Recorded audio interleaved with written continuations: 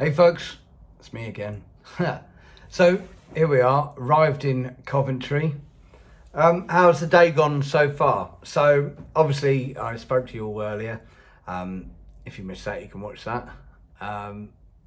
And we met at the pub for 1 o'clock, which ended up being 1:45, which doesn't matter if you're late to the pub if you're not drinking.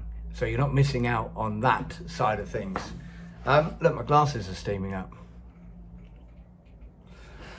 So you're not missing out on things like that. So it's amazing that the amount of effort that you put into trying to get a drink, whatever time of the day, or getting a line of Coke, or whatever time of the day it is, there's an amount of effort that goes into that. And there's someone who helped me massively along the way, who I met 5 years ago for the first time.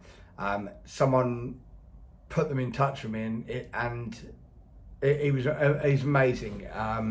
He's been so helpful to me, and and it's funny, he often calls me or texts me at times when I'm least expecting it, but actually without realizing it, need some support, and he sort of seems to know. I don't know how he does that, but years of recovery, I think. But he once said to me, he said, if you put 10% of the amount of effort you put into finding a drink into not drinking, he said, it'll all be a breeze, you know. So the day started off like that, obviously late. The band I'm with, notoriously late for everything. I blame the tour manager, me. So we get there, we arrive at the hotel. Of course, going to find the parking was hard. All stressful things that have always been the same, but they're so much easier to deal with now. Before, I would have had a hangover, or I would have arrived here, I would have been pissed, you know, or high or whatever.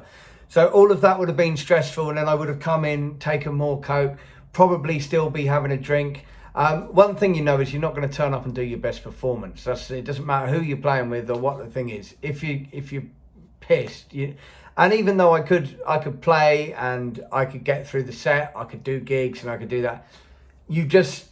What I know now is that a lot of those times, I was playing fine, it was great. And maybe I was playing fine, but I wasn't playing to my full potential. And I feel now, you know, it's nice when all of those crutches and all those things are taken, well, it exposes you a bit, because it's taken away then. If you fuck up, then it's you or something you've done. It's not, oh yeah, but I was a bit pissed, or oh, I had a bit too much Coke. My friend used to say, oh, I missed my target, you know. So anyway, so we arrived at the hotel, we're in Coventry. Get here, the promoter hadn't paid for the rooms. So one of the bands arrived first, they're trying to check in, they can't do that, so they phone me, then I've got to tell him, then he's trying to, by the time I arrive here, it's still no one's checked in, and the people have been here an hour. So then that side of it is down to me to sort out, make sure the promoter gets here, make sure that's paid. Also got to make sure that the van that's in a loading bay has now got to go to a car park. So I go with the driver to go and do that. We get there, we can't find the car park, you know, and then going to pay for the money, we had to wait 3 minutes before it would be the cheaper tariff, £1 instead of £10. So let's wait for that. Then you're there, you go to the ticket machine machine's broken, so you had to find another ticket machine, you know, and then walk back here. I come back, the queue to the reception, everyone else has checked in. I asked them to check in for me, but of course, you had to be the person there checking it in, which isn't true, because when I did get to check in, I picked up all the rest of the keys. And so all the stuff gets, you know, then I come in, I wait in the queue up for myself and the driver, I get the rooms, do that, I come up. The lead singer's TV doesn't work. So meanwhile, he's texted me to say, oh, my TV doesn't work, can you send somebody out? So, I mean, even just me talking about it now, and maybe listening to it, it's quite stressful. This is just 1 hour this is 20 minutes of one of my days. Now, life is hard anyway, is what I'm trying to say. Do you know what I mean? That's trials and tribulations of the day. It's hard anyway. But, you know, doing that if you're pissed, or if you're high and all that, is a hell of a lot harder. And I used to come unstuck. I used to get so stressed out by it. I would get worked up, same as if something had gone wrong. You know, someone said, oh, the hotels haven't been booked, or this hasn't been done, or a gig cancelled, and I'd like, oh no, and I didn't want anybody to know that the gig had cancelled, so I'd wait till the last minute. Then you get more stressed, and then what you try and do is, once you start to get stressed and you're using drinking as a crutch for being stressed, if you've got a high tolerance of alcohol, of, you know, someone who drinks, well, I was drinking, you know, 10 to 15 pints most days, and a bottle of red wine, shots, everything. If that's your tolerance, and you're trying, and at the end of all of that, you sort of go to bed and go, well, that was a good day, woo, let's go to sleep. But, you know, if you're trying to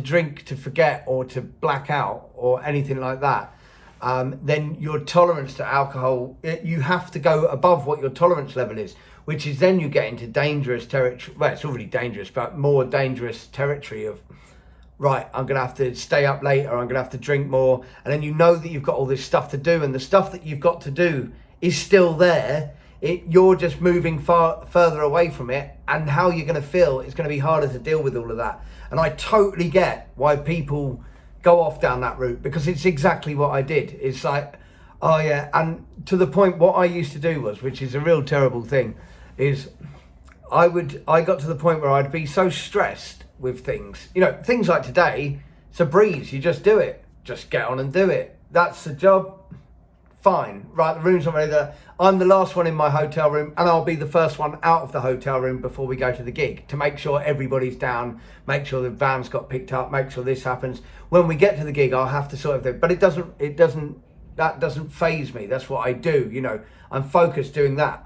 So, but what I used to do when I'd get stressed by all of this stuff, especially in the weeks leading up to a tour, if something hadn't been right, or the last days, I used to think, because I didn't want to fail, and I didn't want to get shouted at, or I didn't want to get told off, or I didn't want to be told that I got wrong.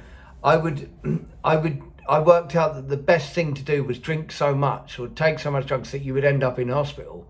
Because if you're in hospital, then nobody can tell you off. No one can tell you if you're in hospital. And a lot of times I would, there was a period of time where I would choose where I was going to go. I'd say, right, well, and it's a terrible thing to do. But you know, I'd say, right, Chelsea and Westminster Hospital, they've got a good alcohol unit. The Whittington's got a good alcohol unit. I'll go up near there. And I would get to the point where I was so out of it, and then I'd walk into the A&E and say, you know, hi, can you help me? I'm not doing very well. And I remember being in the hospital, you know, and I'd be on drips, on morphine and things like that. And I could hear the doctors, you know, saying, look, we can't have him here. He's taking up a bed. We've got to let him go. And then someone would look in and say, we can't let him go. He's grey. Look at the colour of him, you know. And this is probably, what I'm talking about now, for people who know me, is probably a bit of a shock. Maybe there's a few people who do know that, but probably a lot who don't know that side of me. Yeah, and so I would do that, and then I would make the phone call to whoever needed to know, hey, look, I'm in hospital, it's all gone wrong, da da da. I got stressed out by this. And it's always, well, why didn't you just tell me? You know, someone would say, why didn't you just tell us the problem? Share your problem. Why didn't you tell it? We could have sorted it out. And you know, and I think, you know, drinking certainly elevates any kind of problem. A hangover elevates any kind of problem. And I find it hard if I speak to people. I'm one of these people, I can be quite annoying, because people will say, oh, I've got this problem, and I'll immediately fire a solution at them, which they might not be able to see is actually a solution, because they're in that part. And sometimes I have to remember that myself, because that can just seem like, oh, well, it's all right for you, Adrian, because you're this, you know, or whatever, or because you don't drink anymore. So I have to remind myself of that. But it's something that I like to tell people, you know, crikey, you know, life comes up with hard things anyway. You know, if you have an addiction, you know, an addiction takes up so much of your time trying to, you know, if you've ever done, oh, where should we go? Where's open? Where can we find another drink? Where can we do that? Who can we phone people at 4 a.m. to get cocaine in a town you've never been to? You know, it's like, oh, right, you're phoning your friends. Oh, you know, so, but anyway, so I'm here. We've got the gig coming up. We go over to the gig. We're not until 11:30. So what I'm going to do now is I'm going to have a little sleep for an hour. But I'll catch up with you after the gig. All right? Bye-bye.